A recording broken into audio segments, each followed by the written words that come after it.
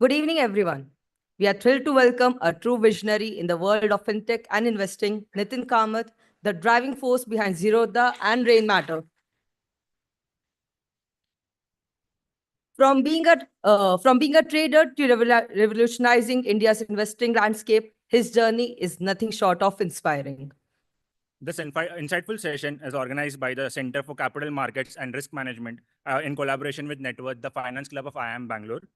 We are also honored to have this discussion moderated by Professor Venkatesh, who has more than 20 years of experience in academics and global financial services. Thank you so much, sir, for doing this for us.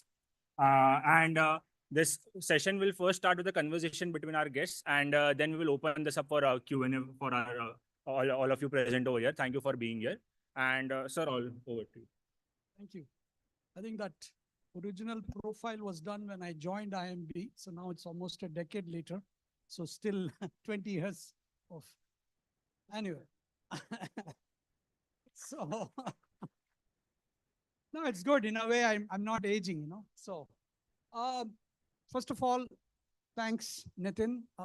Thank you for taking time out. And it's very hard to get his time. So I should tell you guys that we have been pursuing him, and at some point he said, okay, so you guys are lucky to have him spend an hour and a half with us. Maybe one round of applause again for him. A few house rules. So if you guys have a cell phone, please mute it. Hopefully we don't have anybody having a conversation here. Also, what I'm going to do is my role is sort of steering the conversation. So it should be really a conversation between Nithin and all of you. So I'm expecting a lot of participation from you guys. So I'm going to kick off with a few general questions to Nithin, and then we can open it up. Okay.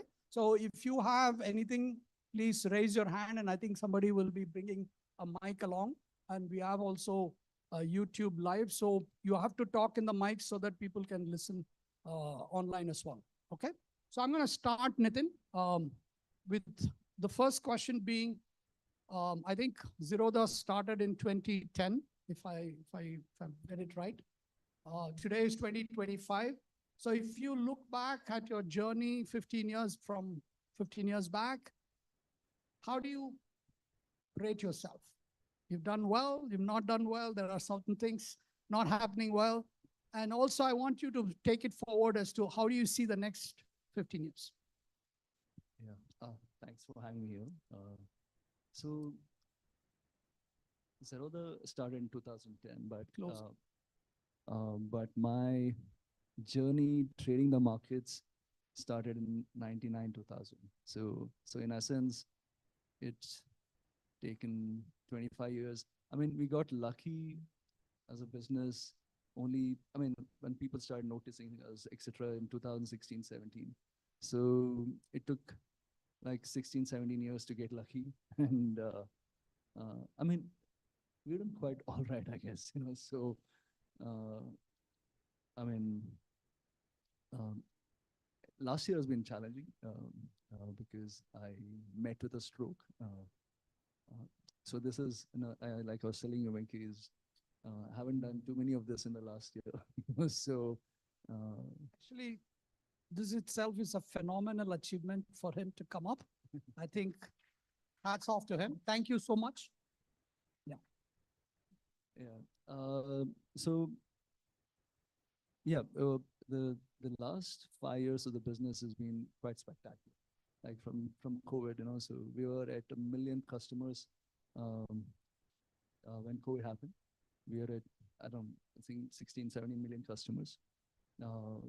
And these customers our customers have paid an account opening fees to open an account. That means these are not customers who come in for freebies. So these are meaningful customers. And the growth has been just incredibly phenomenal in the last 4-5 years. But how do I see it from here? I don't know. I'm really confused because the growth that has come on the back of the trading volumes picking up, the revenue that the business makes because of people trading the markets, I don't think that kind of revenue we can potentially make up by doing other things. So, um, so yeah. So as a business, we are diversifying. We are um, uh, the broking piece is on the NBFC. The loan we do loan against securities with Zerodha Capital. We have 120 odd investments through Rainmatter investments. So yeah, so I think we've done quite all right now. So. Thank you. Just again, I teach this financial markets course, and part of our discussions in class comes from this whole, what's happening in the rest of the world, our own regulatory response. And as you know, SEBI is tightened a lot. And definitely this has impacted brokerage volumes and so on. So I'm just wanted to know a little bit more from your side, as the reason I'm asking this is that Zerodha customers are extremely loyal. And in fact, that's something that has kept them very, very, not so perturbed by what's happening in the market. Maybe if you can share a little bit about how do you keep those customers loyal? What do you offer to them that the other brokers are not offering? Okay, so in essence, there's a product, right? I think I might have a vested interest in saying this, but we got a better product compared to our competition. But take it with a pinch of salt, So, how many people use Zerodha here? That's special. So thanks. So, and our product is not just when customers use us, they don't get access to us only, but they get access to the ecosystem of products. All the Rainmatter investments, they kind of plugged on into different pieces. But more importantly, what is different with the business is, I think, the philosophy with which we work. We have never spent a rupee on advertising. I mean, all of them, who are lifted the hands, they opened an account because someone else told them that Zerodha is a place to open a broking account. Now, what this gives us leverage is, because we haven't spent any money at acquiring a user, we don't have any CAC as such. We don't have to ever nudge a user into taking a trade, right?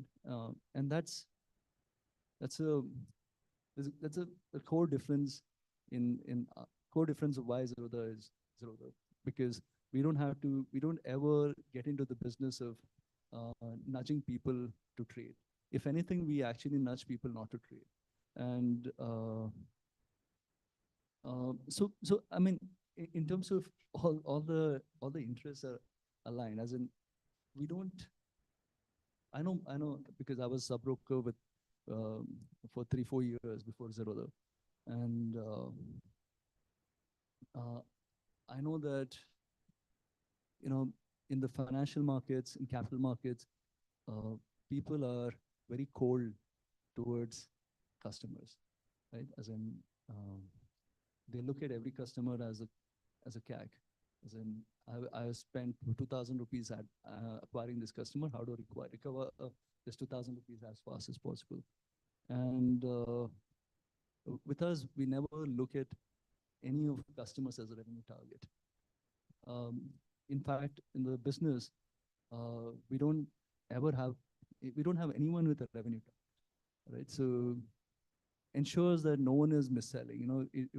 Incentives kind of determines outcomes, and you put a wrong incentive, people miss, or etc. So I think these philosophies are really what makes us different as a business. Yeah, so it's helped us quite a bit till now.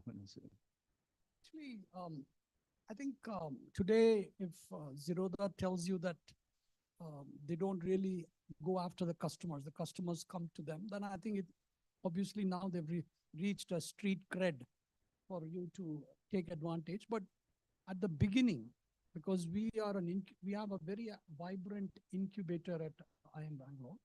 We have close to 1,200, 1,300 startups go through every year.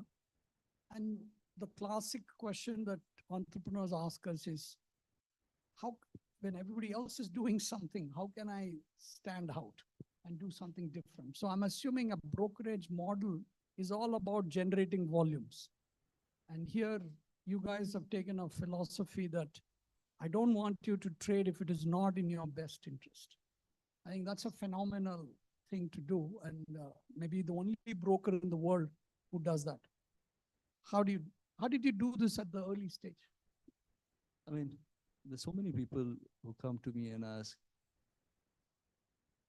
would there be another Zerodha born today?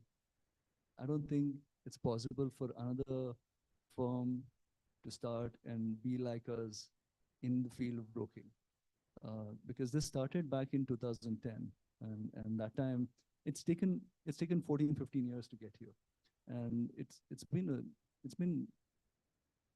I mean, the first few customers, the first 1,000 customers, I've gone to their houses to pick up application forms. And I used to call myself Sachin. And because, you don't want the CEO of the company to be going out and meeting people. So I used to call myself Sachin and go pick up forms. And it's been built in that way, as in, I don't think it's possible, like right now, for anyone to come around and say, I'm gonna be another Zerodha. You can, of course, be a great broker. You can do whatever. And the second reason is we didn't get into the rat race of raising money all the time, because the issue with many startups today is raising money becomes the primary goal of the business, and that's how everyone gets valued and etc. So we never had that distraction as a business. So that's also helped quite a bit in this journey. By the way, I used to call myself Tom Smith when I had to pick up a Starbucks coffee, because otherwise they'll butcher my name. So on that note, keeping the discussion on the journey of Zerodha and the uniqueness of their model, are there any questions from the audience that we can pick up? Yeah. Can somebody give him a mic? We can pick a couple of questions on this theme and then we can move to another theme. Yeah, hi. Just introduce yourself and then. Yeah, sure. My name is Ayush Agrawal and I'm a second year student. So now that, discount broking has become a cluttered market, and you have been very adamant about not gamifying your, and not nudging traders to trade, and also about zero advertising spends. So what are the trends that, other fintechs have started jumping into non-core verticals? So what is the one trend that you're deliberately not trying to get into? And why do are you sticking very stringently to the core that made Zerodha Zerodha? I mean, this margin funding, people when you buy a stock, you have an ability to borrow quickly and buy for more. As in, essentially, if you're 100 rupees, you can buy 100 rupees of stock, but you can buy 500 rupees worth of stocks by borrowing 400 rupees from the broker. This is not something that we wanted to do. Like we fought for 3-4 years, and but eventually we were forced to do it. But now that we have done it, we've done it in such a way that only people who would question us saying, where is this facility? Only they get to see it. Like, and everyone else goes through the normal flow. Because you go in most of the competitor platforms, you try to buy 100 rupees of stock, they will give an option to buy 500 rupees and say, pay 400 rupees. You need to understand that when you buy a stock, greed is at the most, right? As in, and you don't want to enable the greed. And typically, people who invest in the markets, um, you don't get the, most of the time, majority of the times, you don't get the timing right? As in essence, you might buy a stock at 100, might drop to 90. Um, but if you have paid for the full 100 rupees, you have no issues. But if you haven't paid and you're required to pay 40 rupees as a mark to market on that, that's when potentially um, people lose money. And um, this thing is, I mean, if you guys saw the India-Pakistan match, this margin funding ICICI was like was quite advertising quite a bit, but it's really a bad product because and I mean that's something that we stayed away from from a very long time. Apart from, of course, crypto, because um, you know regulations don't allow it. It's obvious, and international investing. While regulations currently are gray, um, you know, but if we launch something, someone is going to question us, so that's why we stayed away from it. So. Thank you. Yeah. Anyone on this side? Okay, there's one gentleman here.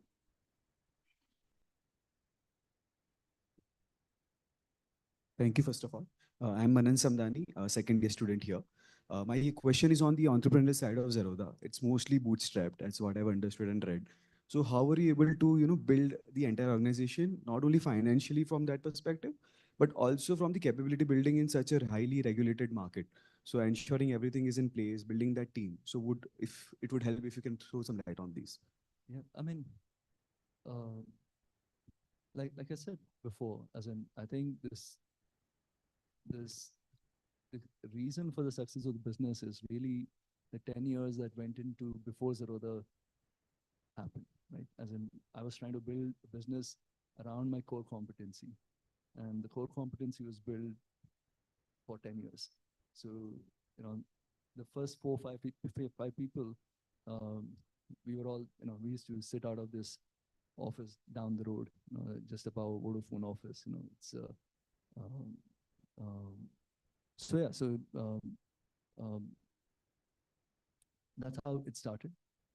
Secondly, we didn't ever add people thinking we want to build something. As in, it slowly got added. As in, Kailash, who is the CTO, was as much as co-founder, he joined in 2013. Because until 2013, I mean, when we started the business, we didn't really have like really large ambitions. My best case scenario was that we'll reach 100,000 customers, and if we reached 100,000 customers, it'd be like, you've arrived in life kinds. Like, we never thought of a life beyond 100,000 customers. And by 2012, 13, the first competitor came around the scene and who was kind of saying the same story that we were seeing. And that's when we realized that we need to have a good product. We need to have a product that's, your business is essentially based on the product. And Kailash happened because of that. And yeah, it's like that. I don't know if I can tell you like in one line or an answer to this, but it's taken a long while to build the business, and yeah, it got built somehow. So, but there's a lot of luck and serendipity and all of that happened along the way, and because most of the team, I think the most critical aspect of the business is teams, develop the code.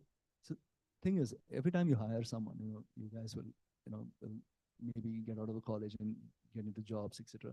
Every time it takes between 1 to 2 years to kind of get the overall context of the business for you to start contributing to the business, right? And typically what is seen in, in the Indian startup scene is around 2 years is when people are leaving the system, right? They're looking for other jobs. So how does a business ever do well, right? Because every 2 years you have to keep, getting new people in.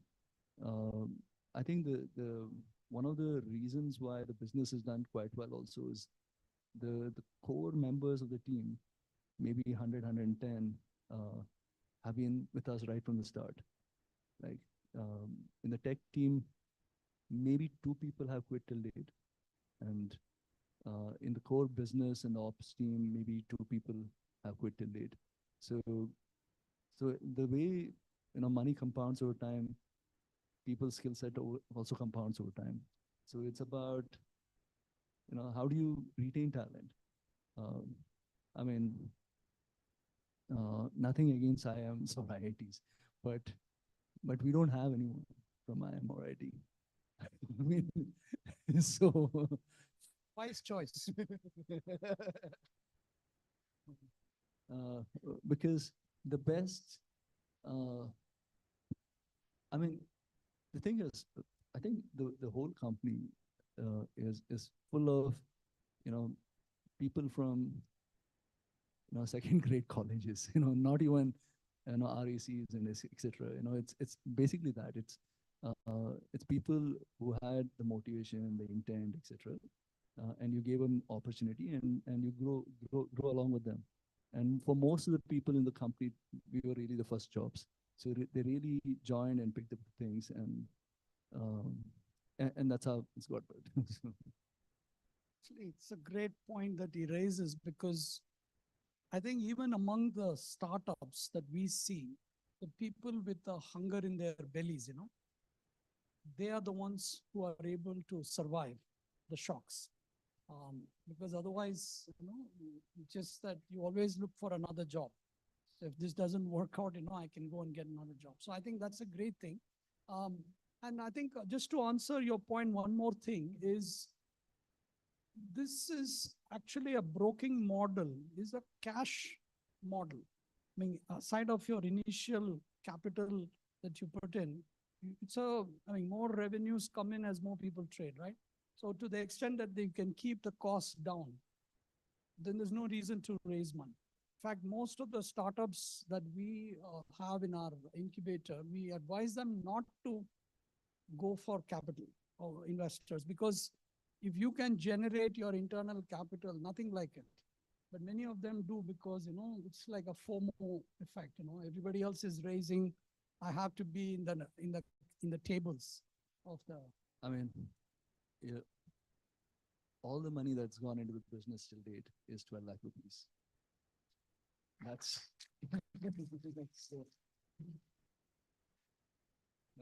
So that actually brings me to ask you a question. With that 12 lakh rupees, now with whatever it's worth now, what keeps you awake at night in this business? The thing is, the majority of a business is leveraged. Like you don't know which day, especially with how the global macro is playing out, you don't know who presses on the button and then there's a nuclear war or something. And that really is at the back of my mind, saying Worried about the world. About the world affecting the markets, because I mean, in a sense, all the new regulations that SEBI has come up with has kind of solved for it, because most of the business is in options. Option buyers are, essentially can lose only the money they have, but option writers are still a risk, which is only 5 to 10% of the business. But those 5 to 10% of the business bring along a risk that, that can slow down the business any day. So in essence, right from the day one, you've been keeping 10% of a capital, all the profits that have been generated into this kitty, saying this is for the, the day when This is the nuclear bomb. and stuff like that. It's happened once till it. It happened when commodity prices went into negative, when crude oil prices settled in a negative price, and that's the day. I mean, we lost probably. I mean, it was crude oil, not very popular, so we lost some 40-50 crores on that day, and but yeah, that's that. If that was on a Nifty or something like that, that would have been quite grateful. So uh, uh, that's always at the back of mind. So, One more question before we move teams. Yeah.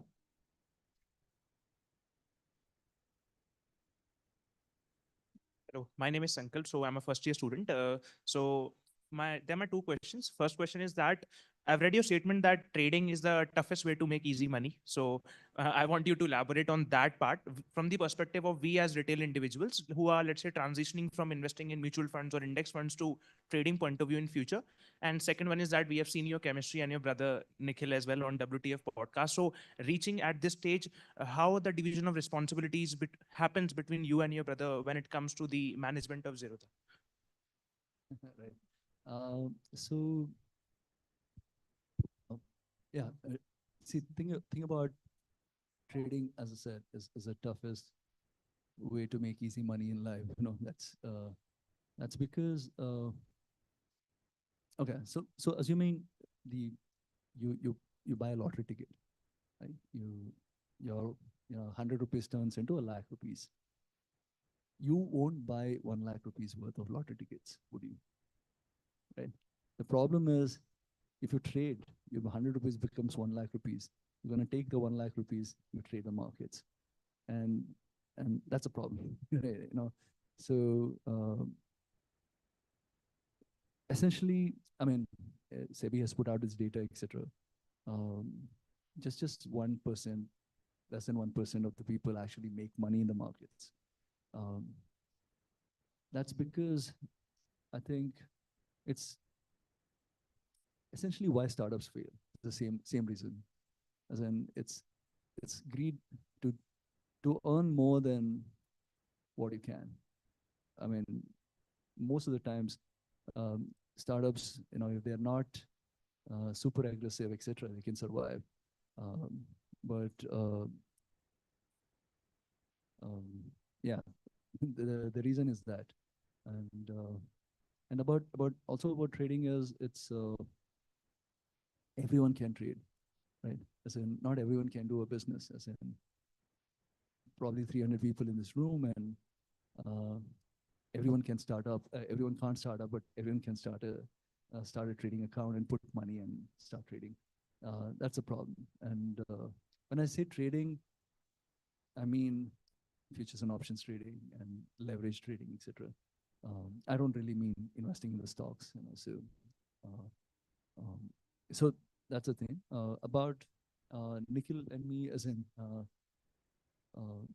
when we started the business in 2010, I used to be, Nikhil is 7 years younger to me, and he was much sharper than me as a trader. I remember 2009. It was sometime in June when Prime Minister Modi came into power first time.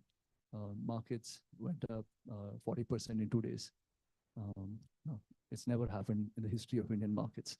And the first day when it went up 20% and opened circuit up, the market was closed for the entire day. And 4 of us who were working in the office, we took off. We went to Eagle Ridge Resort, and it's down this road. And we got drunk, and I had exited all the positions, essentially the previous day, because potentially that position would have been worth a lot more if I had held it the next day. In that frustration, I told that I'm done trading, So I haven't taken a trade since then, right? So and Nikhil continued trading. The reason the chemistry, etc., works is because we decided, that he's going to trade, invest, and I'm going to build a business. And we don't, you know, we don't really have too many conversations, as in um, maybe 6 months, once in 6 months, once in a year. Like, how are you doing? How is trading, investing working? He'll tell me, and I'll tell how the business doing.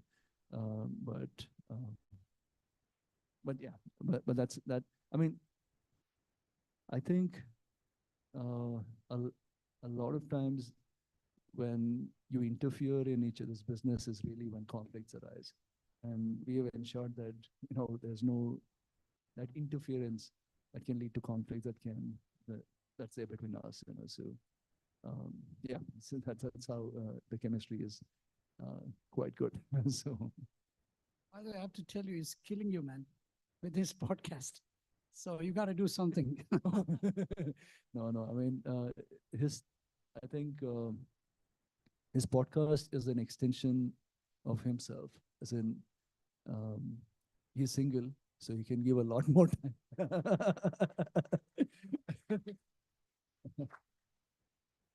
He can give a lot more time to go meet people and socialize and etc. So yeah, but general idea being because I still remember before the podcast started, me and him telling me telling him that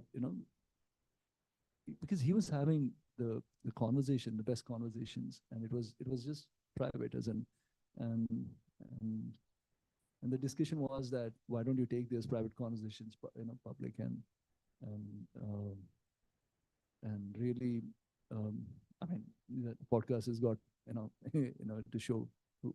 So, Just on this fact that even though you're not trading, and I'm sure a lot of these traders are here, what would you give as some, I would say, I wouldn't say aged words of wisdom. You're still young. But clearly you have seen traders of all different types, and especially people like our students who are just about to graduate. They're going to have a fat paycheck soon and exciting life. So what do you think? What do you think they should be doing and not doing? I think, I mean, I think the mistake with most people who trade the markets do is that they trade with too much money. I think if if markets were open, markets at the stock price are ticking, and you don't have to worry about looking at the stock price every second or every minute. That's really your right trading size, and because uh, because for most people, what happens is they trade too much, then they blow up one bad move, or they blow up with too many stop losses, and that's that would be my advice. My advice would be trade with as little as possible. I mean, of course, invest as much as you want, but when you're investing again, do it diversify as such. So don't hold on to one stock and etc. So hold between 5 to 10 stocks and not in the same sector as well. So I mean, it's really that simple, and I think most people should not even be trading. So I mean, for most people, I think index funds or something like that is really the best bet. So, By the way, here they have a nudge feature in their system, which practically gives an advance warning to people, telling them not to trade, even though trading will give them money, but it's not in your best interest. So it's a fantastic feature. In fact, I've told SEBI and asked them to actually take this as a model to replicate for the entire market. oh, you were the one, because because But it is a fascinating feature. Nowhere in the world as a broker come out telling people not to trade. no, but the thing is, SEBI has mandated now that so the thing is, they said any stock which has got more than 50 price to equity, right? So they made sure all the brokers in the country have this warning label that says, The way SEBI is doing is wrong. That also I've told them. So But anyway, coming back, I just wanted to take off to a different sort of aspect of Nithin, which is his passion for the environment and the origin of Rainmatter, both foundation and investments. And I think this is something phenomenal from both the brothers. I just wanted you to share what kind of, how did it all happen and what you want to do in that space. Yeah. Rainmatter, the investment piece, that started in 2016. It actually started with small case, because I mean, it started with small case because they first launched this Kite Connect APIs, which was like a suite of APIs that allowed for startups to come kind of build on top of us. And so yeah, so we exposed this and we invited startups to come and kind of build platforms on top of us. And small case came, and then they essentially were looking for some funding also, and we invested in them. And we called it Rainmatter because I think me and Kailash were at a Cisco Cloud conference, and there was a cloud chief, some cloud chief, something was on the stage, and I was telling him that he's cloud chief. I need to be the rainmaker, so some silly joke like that. So, and yeah, so that's how we called it Rainmatter. But it started off saying we're going to invest in companies that are adjacent to us as a space, because I think one of the key things also here is that we didn't try to build everything, because one of the big problems with most of the businesses, as they grow larger, they want to build each and every piece of experience, and that's when businesses lose the focus, right? So we said, if you want to build thematic investing platform, it has to be small case. If it has to be an options trading platform, it has to be sensible. It has to be a backtesting platform. It has to be like that. We said, let's kind of take these bets versus trying to take a bet that we will try to build everything. And that's how the investment started. Today, I think we have like 120 plus investments in Rainmatter, and close to 750 crores as in is what we deployed.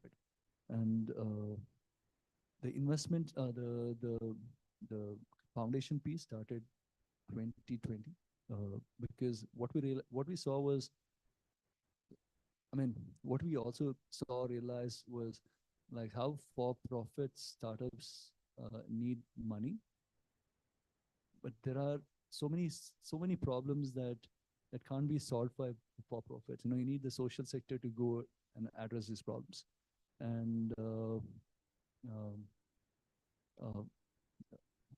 and social sector, the thing is, they can't really solve a problem. They can really MVP a product, MVP a solution, and then the government decides to scale it, something like that. And we said, we started offering support to organizations which are trying to take these problems that they have solved and then MVP to the government types. And we've done close to 50 plus investments there, and it's 500 crores or something we've invested to the foundation till now. And yeah, so that's been also going quite well. And outside this, we also have like a family office that Nikhil manages, which is putting more money into the later stage businesses, like Ether, like Bluestone, etc. So Like a standard. Yeah, standard. So anything exciting that you've seen in your Rainmatter investments, something that you want to share, like some really cool stuff that's. Yeah, I mean, today itself, we met Akshay Kalpa. Sashi from Akshay Kalpa is I mean, it's just phenomenal because you're in Bangalore here. So I can talk about Akshay Kalpa because Akshay Kalpa is it's solving for this milk problem in a holistic way, not just is trying to at the back end trying to improve the soil carbon in every farm, right? As in, you might ask, how is soil carbon got anything to do with milk, right? As in, because soil carbon is more the fodder it gives more. The quality of the fodder is more. That means the cows are getting more nutritious fodder, and the cows are, and the way he does the cows is, it's not really tethered to a place, because most dairy farms, etc., you have a cow tethered to a place, because of which they catch diseases. So they're constantly injected with antibiotics. The antibiotics, which in turn shows up in your milk. So yeah, the cow is not tethered. So you hardly have to use any antibiotics at all. So I mean, they're doing phenomenally well now. He's also, in turn, you can say almost incubating startups as such, as in Bhumi Farms, like your wife was saying, so they're on Akshay Kalpa. So yeah, so it's a really special startup. I don't know if it should be, I should be classifying it under Rainmatter Investments or Rainmatter Foundation, but it's somewhere there, somewhere in between. So We'll take some questions from the audience. Yeah, please. Oh, okay. Somebody's on. Yeah, give one to him also. Yeah, you can start. Good evening, sir. First of all, congrats on your speedy recovery. So I have two questions, and one is from your Zerodha, and the other one is Rainmatter. So while building up Zerodha, what were the specific characteristics that you looked upon to build a team? Because that's a make or break, right? You guys deployed very little capital and made a huge business out of it. So that's one question. The second thing, from Rainmatter, where do you see these sectoral investments over the next 10, 15 years? That is over their life cycle. And if you don't mind revealing, how much dry powder do you have left? sorry, what was the last question? How much dry powder you have left? Actually, the first question is, if you're not an IIT or IIM, you're hired. No, I mean, it's not got to do with IIT and IIM, right? As in, it's yeah, it's sit down, please. The thing is, when hiring, how do I say this? We didn't go for people who came with baggage. It's a much harder way to build a business this way. That is baggage, as in, a broker goes and looks to hire people who have worked with other brokers. That's a natural first thing, obvious thing to do. But we went and said that we don't need, we actively didn't hire people who came with other broking experience, because we knew that, if a person has worked with a broker, he's got a certain attitude towards the customer, and we don't want that, right? As in, we want him to join afresh at Zerodha and learn along the way. But the learning then takes time, right? You have to spend like 6 months to 1 year to train a person on how broking works, right? So that's one thing. Second thing is, there's so many people who came, in the last, 14, 15 years, who said, I'm gonna bring this much business to you, right? As in, bring this much business, as in, I'll move from this broker, I'll bring this much business. I'll move from this broker, I'll bring this many employees. I'll move from this, and things like this. So, the idea is, people who move in for money will move out for money, right? That's very obvious. And that's the kind of people we have stayed far away from. And it's about it's about that. As in, that's why we ended up hiring a lot of freshers and waiting for them to grow, improve, etc. So, and every leader also within the organization has come from within the organization. So we never hired for leaders from outside, etc. I mean, only one guy whom he didn't mention anything about his education background and all. Dinesh, he's heading our investment piece. He followed up for 6 months, and he had done some research and all. So he never said he's an MBA, etc. Because after he joined us, I figured out that he's an MBA. But yeah, that's about that. And dry powder for the investment, we've set 10% of our profits is something that we're gonna keep for investing in these startups. We are, I don't know, 15, 16,000 crores. So we have 1,500, 1,600 crores of money left with us to invest in startups. So. Yeah, somebody was here. Yeah. Hello, my name is Prathamesh. So I wanted to understand what are some of the things in your life that you think you should have done more and less? Yeah. So the thing is, every time I think about my life and I think about going back and what could I have done better, as in what could I have improved. The thing is, none of those outcomes has me sitting here in front of you. That's a problem. So I wouldn't have changed anything about my life. As in, because, I mean, for example, I dropped off second year engineering. Okay? So, and it's not like I dropped off from a fancy college or something. It's like PIT in Bangalore, right? So it's not like Mark Zuckerberg dropping off Stanford or something.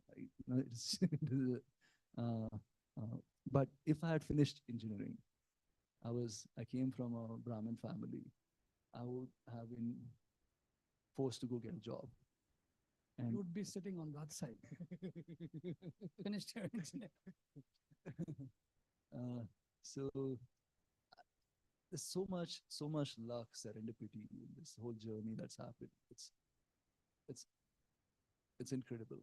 As in, even in the business, in the journey of the business, starting Zerodha in 2010, when every broker in the world was trying to diversify outside broking, we starting broking business. The fact that it took 5-6 years for the first serious competition to come around the scene. The fact that I met Kailash in 2013 just because he was working in an apartment in front of our office, right? Or just generally everything the business did, which was regulated, anyone who's running a regulated business, it's important to have a regulatory foresight, as in, in the way you have, you forecast business, you need to be able to foresee what regulations can change. And we saw it happening and we were ready with it much before time. So yeah, so essentially nothing really I would like to I would change in the last 20 years. Very nice. Any, yeah, please.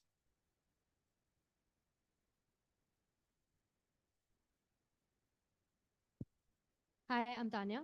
I have a question about the investments that you do.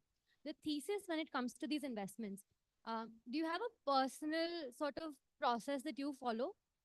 Problems you want to solve? Or is there any cool but important problem being solved and you'll put money there? That's the first part. And the second is, what sort of outcomes do you look for when it comes to, because impact investment doesn't really translate into necessarily financial growth, etc. Right? So what are the sort of outcomes that you look at when it comes to venture philanthropy? Venture philanthropy, that's interesting. So, That's actually a very important question in terms of because there's a lot of confusion. What is impact? And you have to be very clear because otherwise the money is gone. So that's a great question. Yeah. In terms of sectors, as in for the for investing for the Rainmatter investment piece, we've selected four. One is climate change, because I think uh, I think I think the first trillionaire on this planet will be someone who's solving climate change problem, right? That's for sure, right? So second is health tech, because eventually, I think when people have enough money and etc., eventually it boils down to health, right? As in, if you ask me, what do I want in my life? I want good health. Like that's my most priority, right? As in, and as Indians get more wealthier, I think they would want to do whatever is right to focus more on health, right? I mean, third is fintech. I mean, of course, it's extension. That's how it started. And four is storytelling. Storytelling is like, for example, we have invested in Pecan, right? Because I don't know. I don't know the ROI in terms of how much ROI they can do, but in terms of ROI, in terms of every morning when I read Ken, I think dude, it's done a fabulous job, right? So in terms of this, in terms of impact investing, I think the real impact is profits. As in a company can't really create impact if it's not profitable. As in, of course, you know, for a sustained period of time, for 5 years, 10 years, etc., for a company to create impact, it needs to survive for so long. So for surviving for so long, you need to be profitable for so long. And you know, the VCs, etc., have kind of skewed that now, because they think the success is not really profits, and success is really valuations, etc. And if you think about success in terms of profitable, I think that is something that we are chasing with every single investment of ours. And we don't care about how many users you added, how fast you're growing, etc. I mean, are you profitable or not? Is really the first question we ask. And we got patience, as in there is no hurry that you have to have a 7-year fund. You have a 7-year fund life cycle, and you have to exit in 7 years or 9 years and stuff like that. Because in India, the other challenge is companies take a long time for it to be sustainable, profitable, because a lot of VCs have done the cut, copy, paste model of the US to India. So they have a 7 to 9 year fund life cycle. They invest here, and they expect you as a startup, as a founder, who's raised money, to give them like that 25% IRR, and give them an exit in 7 to 10 years. And exit also not in terms of profits, in terms of valuations. So valuations have to go up. And I don't think so. As in terms of impact, I think the really impactful companies are going to be profitable invariably. And if they're profitable, we're doing okay as an investment. As in, I mean, that's how we see it. So. Any other? Yeah, please. Hi, Nithin, it's just a pleasure to be here. Can you introduce yourself? Yeah, my name is Jebin, and myself and Sumit, we are students of the Capital Markets and Risk Management cohort.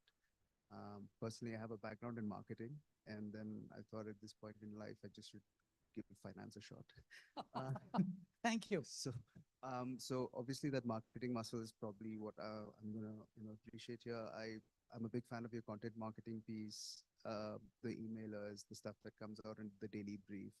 I think so. My question's rooted in that context. I got onto this piece really late in life, and you mentioned something about you starting this.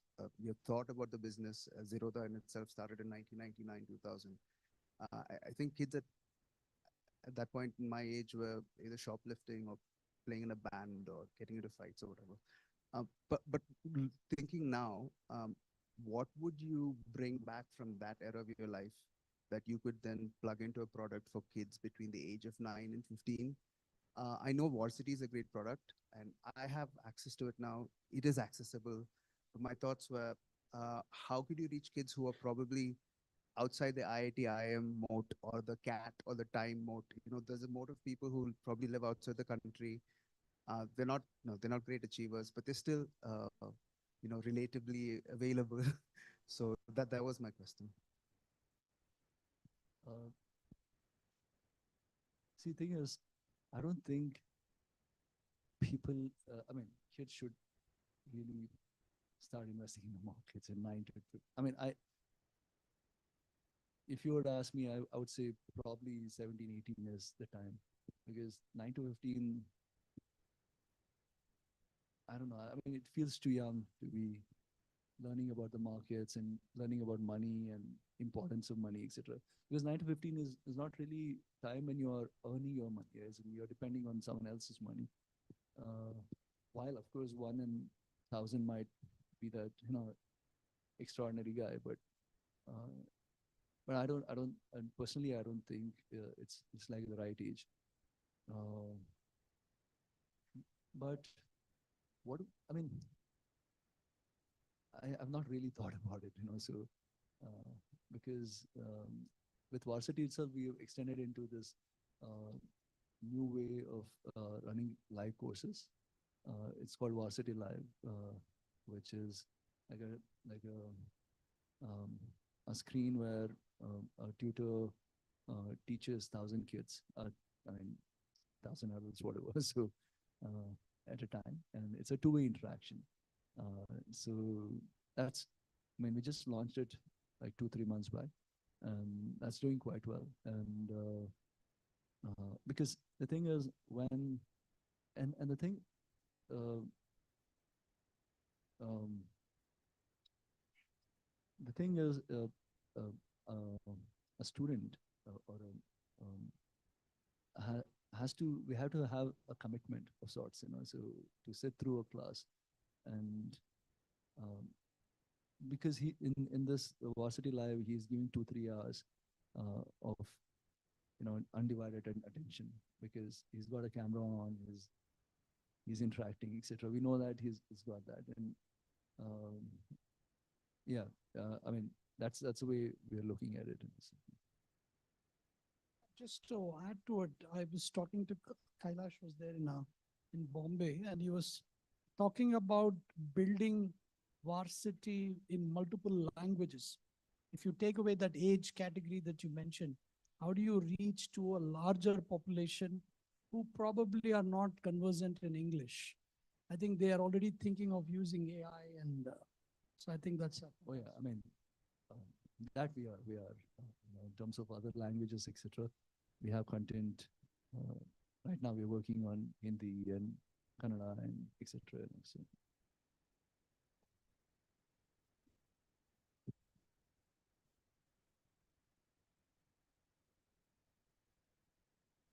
Hi, this is Sujata, Chartered Accountant. First and foremost, thank you so much. It shows your modesty that, you started with a very humble beginning and you did not hire any, B school or IITs. Hats off to you. But having said that, CA. yeah, I'm sure CA would have helped. So having reached some level, I'm very sure you needed the help of professionals, because you have to set a vision, mission, and when you are growing, it's practically, I'm just wondering, how could you cope up with your success? That's question number one. Second, how did you build the team to become a very professional company, and now where you stand today? I think you should, I'm sure you must have some mentors. And what is the secret of your success? Second part of your success. Thanks. So, no, I mean, one of the reasons for our success also is because of our chartered accountant. So, because his name is Om and his brother is Bharat. Om and Bharat. Om started his career. He finished his internship, and he started his career with when we started. We were his second customer, and in a way, they're called Boku. In a way, they're like the CFOs of the business, because without them, I don't know. I can't think of how we could have been here if I had to worry about everything financial. See, the thing is, how do you build?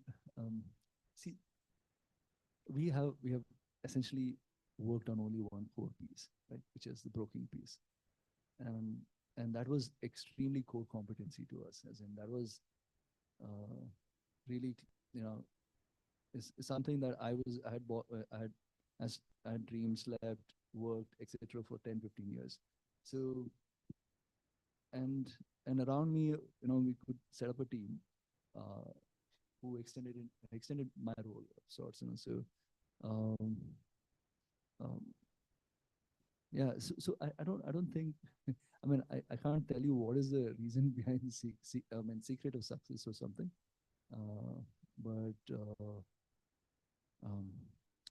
Yeah, there's no one reason, to be very honest. So there are many reasons, and like I said, Om, Bharat were also reasons for success, and yeah. Yeah, please. Hello, good evening. My name is Avni and I'm a first year student here.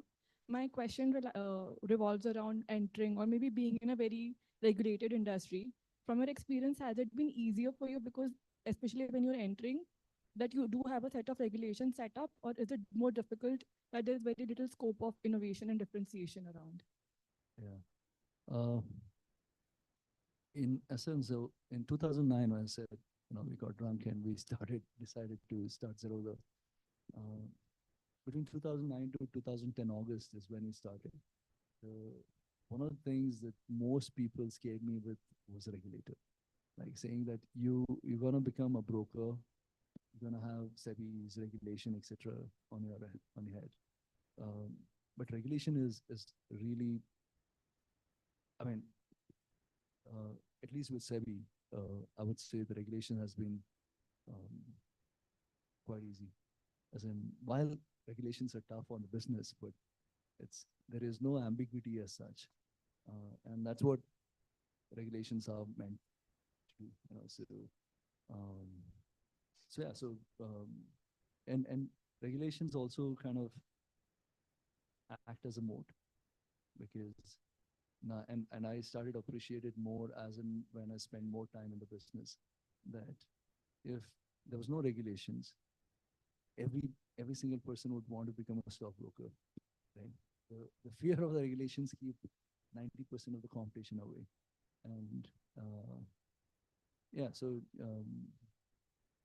in a way, regulations are really for the good of the industry. So.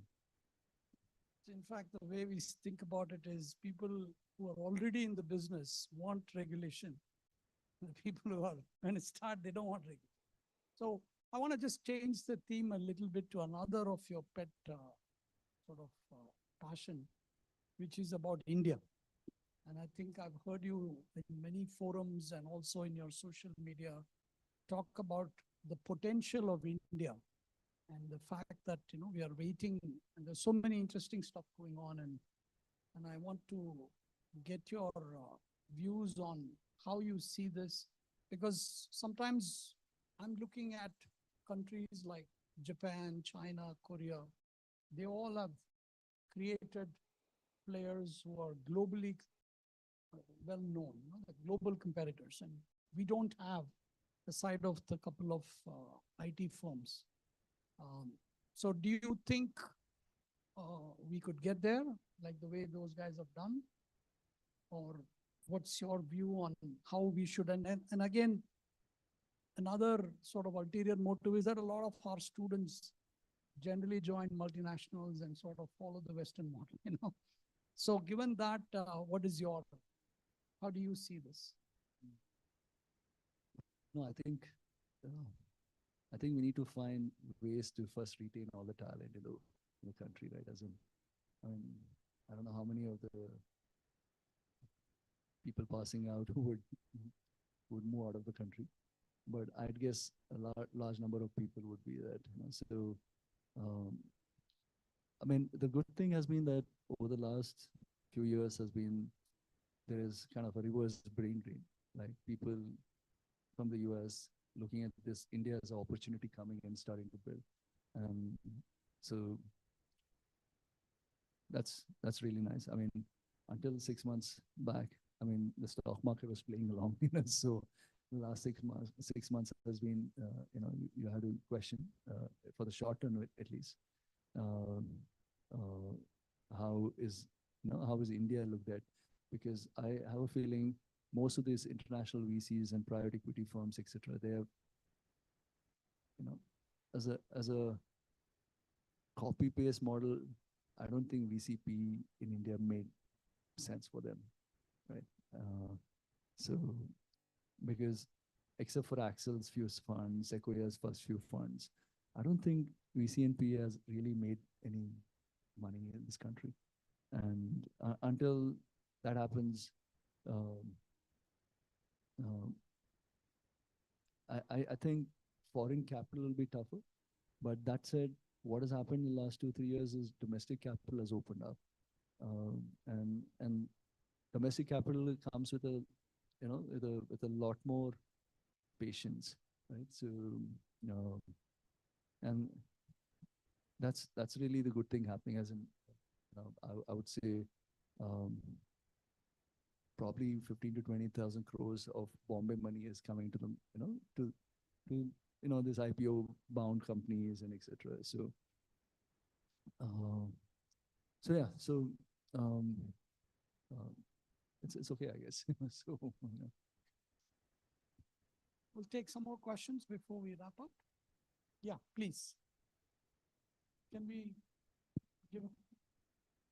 Yeah. Good evening, sir. My name is Vidhi Agrawal and I am from Christ University. First of all, I would like to thank you for giving your time and also IMB for giving me opportunity to join this session. I still can't believe that I am sitting in front of you. Thank you for coming. So, sir, my question is, as Zerodha is the biggest brokerage company, so where do you see the company in next 10 years in terms of growth, technology, and new offerings, sir? Thank you. I mean, so the thing is, as a business, we haven't ever put any targets as such, because, you know, you put, like, you know, you say that after 1 year you want to be here, you reach the goal, before you reach the goal you will move it further down, like you never, you know, as I said, it's a different philosophy of running the business, but you keep moving the goalposts further down, and the issue is no one ever reaches a goalpost, right? And that way you're constantly chasing something that will never be achieved. So we don't really put targets as a business. The idea is to get up every day and do something better, and we hope to continue doing that. You know, so you know, if I mean, I don't know where all opportunities come up, which all businesses will take up, but hopefully there'll be some more opportunities that come up that will allow us to do different things in the market. You know, so. Actually, I just wanted to, if you don't mind, I can steal a little bit of time for this question. Jeff Bezos was asked this question some years back on where does he think Amazon would be in 20 years' time or something like that. So his point was, I have no idea, but all I know is people will continue to hunt for bargains. As long as they continue to hunt for bargains, I will figure out a way to give it to them. So I think that's the focus is on what is the thing that the customer wants. And I think I would say the same thing for you guys, that as long as there are people who want some value and they have to trade in financial markets, Zerodha will produce something for them, right? Any other, yeah, please. Couple of more questions. We are kind of winding down. Yeah. This side is very quiet. Oh, I'm sorry. Sorry. Yeah, okay. Hi, I am Vivek. I am part of the public policy program. One of the question I wanted to, there are two questions.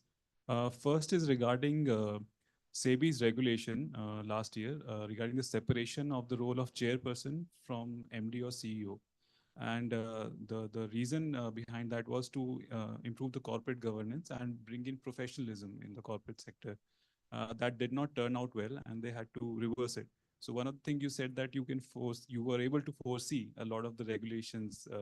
So do you see this coming back again? And the second question is regarding the corporate structuring that is now coming up. We are seeing more and more corporates getting bigger in India, and the competition, the part of competition is getting a little lower. The competition commission is not really being very strict now. So how do you see it playing in the next 5 years in the market? Thank you. Yeah. Take it as light as possible. And also from now on, we will ask people to give one question. He'll take a bunch of questions and then he can address them together. So maybe can he wait for you? So your question was on whether competition is diminishing in India and the CEO. I think the first question we'll park it. Seemed like sort of generic question, and I can give you a lecture on that, but yeah, we'll take a couple of questions. Yeah, please. Just one question, and we'll take a bunch, and then Nithin can answer that together. Sir, very good evening. This is Ajay. Just in opening remarks only, you told about the employee will be not moving out, only 3, 4. So what is the retention recipe? You can elaborate, like work-life balance and happiness index, other things. Yeah, thank you.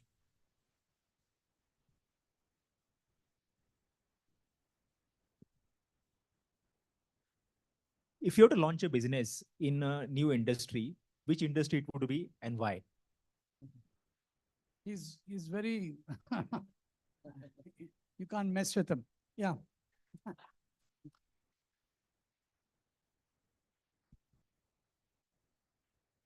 Hello, Nithin. This is Mohit here. Thank you for sharing your insights. So I run a neuroscience startup. I have a question. How much of your efforts in focusing on health within the company has worked and like having lower attrition? So would love to know. Thank you. So the first one is on competition diminishing. Yeah, I mean, I don't want to. I mean, I forgot that he's still he's part of a regulated entity. Yeah, so I don't want to answer the question. I'll tell you in private. So yeah, the second one is on people. Yeah, I mean, I think all the three. Both the questions I'll take at the same time. I think people stay because one is they have a good work-life balance, of course, So, I mean, we have things like no one in the office can message anyone else after 6 p.m., right? As in, so or on the weekends and etc. That's because the thing is, if you're trying to push for a lot of changes in a short amount of time, you need to be able to do it, but you can't have done it for 15 years, right? As in how can you retain someone if 15 years you're pushing him every day, right? As in it's just not possible. Even in terms of the health initiatives that we run at Zerodha, as in everyone in the core team, if you see I mean, I had an accident. As in, unfortunately, I still wonder what was it that caused a stroke. And we met a bunch of doctors, etc., but they couldn't say why. But it was not stress, because a lot of people assume that I was stressed and that's what causes stroke. But it was not, definitely was not stress. So for example, we run a health challenge in the office. Anyone can put a health fitness goal for the year, and they reach it. They reach it. We give a month's salary as a bonus, and Amazing. right. So I know more than the salary, as in more than the bonus, etc. It just keeps the enthusiasm, just to care about health and fitness in the office going. So and the startup, I think personally I would be doing a health related startup, because I'm passionate about health quite a bit, and I think we don't all of us don't really question the source of what is put on front of us, ever. As in, probably 1% of the people really care about where the food was sourced from. And so I think that's going to change in India over the next 5 to 10 years, and that's something that I'd probably want to work on. Can take a couple of questions from that corner. So Nithin, if I ask you to also be brief in your answers. We take more questions. Hi, Nithin. It's a pleasure to meet you. While we are talking about health and wellness, so I have my own health and wellness company. We work with corporates for all the well-being and the challenges. While it's definitely, I would say the demand is too much, this is on the startup area where how would you manage the time? Because the demand is so much with doing the challenges, coming up with every time a employee would look like, okay, what new are you getting to the challenges part also? So in the initial years when you were founding it out, how did you manage your time? Like sometimes that it goes to 18, 20, 22 hours. That's true. It goes to that. So how did you manage that? And eventually, how did you make sure that your time is managed very well to grow to the company level as well? Can we take a few more questions? Can I request people to be brief, please? Yeah. Hi, Nithin. This is Gautam. I was from the IT consultant. So I just want to know that, that we have failures in the every corner, right? So what made you more fear when you have started the business in your early days? And what is making you, what are your fears basically? So, going ahead, because you have built in a big empire. So how you gonna face those fears, and, what is making you, to be bold, strong, and go ahead further? Can you please share those details? Yeah. Couple of more questions anywhere. Yeah, please. Yeah, let's give. I have a short question. Where are you? Here. Here. Where? Okay, please. One tagline about entrepreneurial mindset, if you want to say. That's the question. Yeah, and we'll take one last. Yeah, please. No, both. Oh, Nithin. Yeah, Nithin and her. Now I'm going to test your memory though. Hi, I'm Nithin, and I teach here. I'm a faculty member. Yesterday you made a comment about air pollution might affect real estate prices. Can you talk a little bit about that? Venki and I are trying to do something on that area. So that's a research project. We'll corner him outside. Hi, I'm Navika. I run a bootstrapped business in the food industry.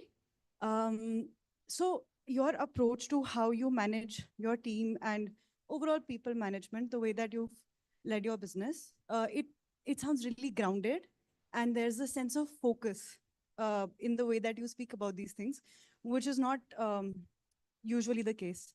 How do you, with this approach, also continuously manage efficiency in your team? It's, I think, on the lines of that same people management question, but efficiency is, I think, something that struggles when, you're a little, maybe, I mean, lax, not implying that you are.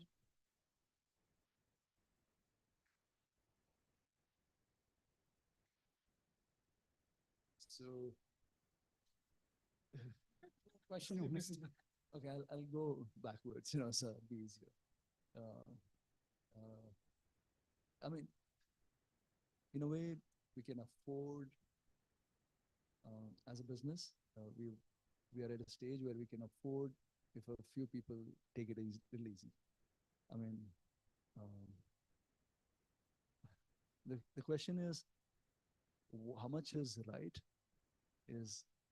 Does everyone in the company have to work for 17, 18 hours a day, 5 days a week, or 17, 18 hours, 14 hours a day?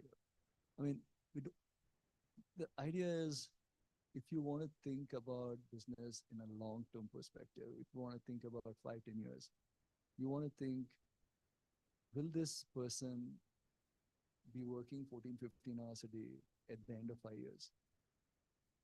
He can't. I mean, I mean, he's going to burn out. He's going to leave your business, whatever. So, so we work 8 to 9 hours a day. Like that's a maximum that we work. But are we taking it lax? I don't know. Maybe we are. So, yeah, about the AQI problem, someone has to solve for this problem. And the fact that air quality is a constitutional right. Like, all of us are supposed to breathe good quality air, and the fact that we are not getting it today is a problem. And I mean, wearing my capitalistic hat, so I feel I feel it's a market-driven problem. As soon as the prices, etc., start getting adjusted because the quality is air quality is bad, I think air quality will improve itself. So I hope Venki and you and etc. So come up with some research or something on this. And yeah,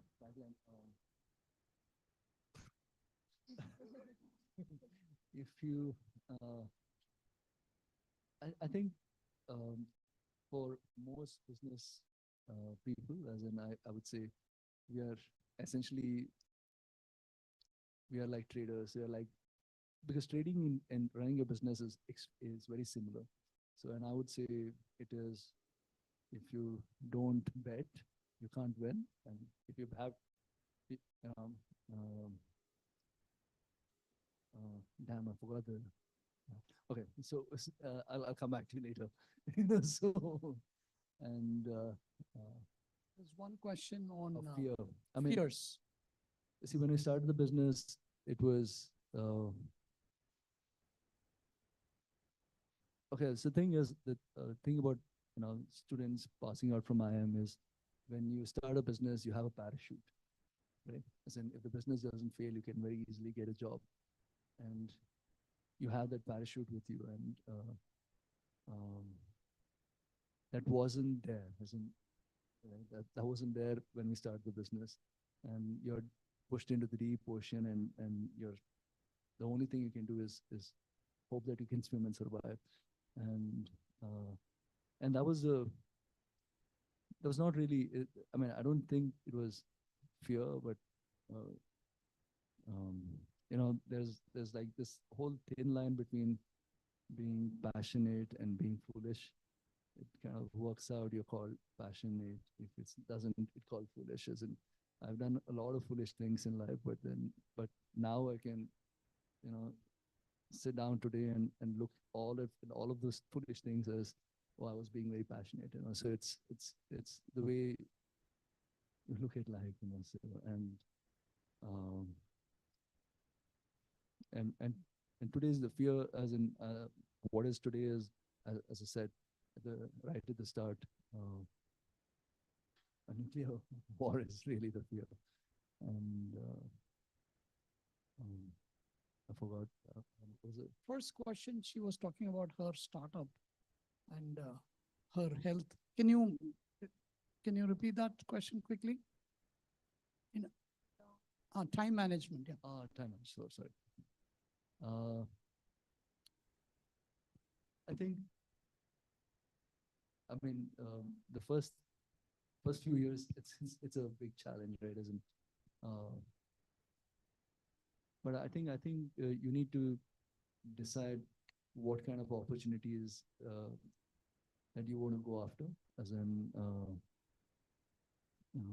not try to do every single thing that seems like an opportunity. Just pick out the best opportunities and go after that. So that's.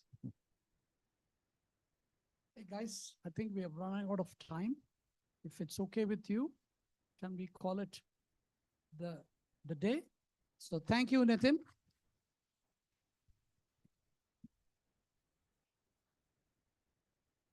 I actually want to get Seema onto the stage as well. Can you please come? So Seema is Mrs. Nithin Kamath. And she is also doing phenomenal work. Thank you so much for both of you to take time to come and talk to our students. So you guys can take it away now.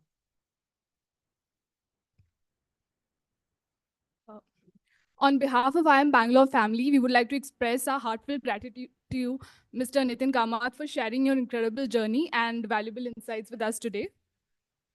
Sorry, sir. And Mrs. Nithin. Yeah, Mr. and Mrs. Nithin Kamath. Your candid stories and perspectives have all inspired us truly. It's been an absolute privilege, and we look forward to having you back. And special thanks to you, Professor, for organizing and moderating this session. Thank you. Folks, we also have multiple events lined up during the week for more finance related things. To show a token of thanks from the entire here, we have a token of thanks for the Monday.